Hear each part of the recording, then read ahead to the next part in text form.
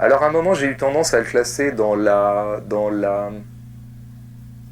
l'étiquette gauche réac ou marxiste réactionnaire. Et plus ça va, plus je me dis, et je l'avais même un tout petit peu, je l'avais titillé dans un livre d'entretien que j'avais fait. Je pense que je serais moins sévère maintenant avec lui parce que il est quand même très passionnant ce monsieur, notamment sur la consommation. Si vous voulez, en gros, je ne devrais pas m'aventurer là-dedans, mais je vais faire court parce que, encore une fois, je ne connais pas assez bien sa pensée. Mais globalement, ce que je percevais chez lui, c'était quelque chose que j'ai perçu chez beaucoup de gens de gauche qui ont glissé réac, c'est qu'on commence à incriminer la consommation et on finit par incriminer les consommateurs. Ce qui nous reviendrait à notre débat sur les cons. Euh, bon, c'est la consommation le problème, c'est pas les consommateurs qui ces pauvres cons. Et puis en plus, Klaus s'en est beaucoup pris à la culture de masse, y compris, bon, par exemple au rock'n'roll, au rock. Et oui, ok, bien sûr que le rock a fait partie d'une sorte de soft power américain et qu'il a été une grande entreprise commerciale, bien sûr. Est-ce que pour autant je ne dois pas laisser une petite porte? Sinon, si c'est pas le cas, moi toute ma vie se trouve niée. Hein.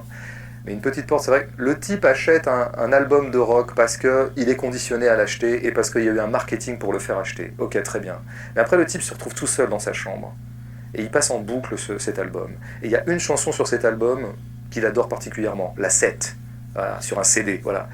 Et il y a un moment, il y a 20 secondes dans cette chanson qui lui provoque une jouissance extraordinaire. Dans cette chanson des Clash, comme moi quand j'avais 15 ans. Ou dans cette chanson de NoFX, comme moi hier, dans ma chambre. J'écoutais Coquille de Clown et à un moment, voilà, il y a un doublement de guitare qui à chaque fois me rend dingue. Cette dinguerie-là, elle m'est venue par le marketing, par le commerce, même pour un groupe punk rock comme NoFX. Mais cette dinguerie-là, le système l'aura pas. Elle est en excès par rapport au système de production-consommation dans lequel j'ai été pris. Je trouve que c'est ça que les penseurs comme Kluska ont du mal à. C'est la petite nuance qu'ils n'ont jamais.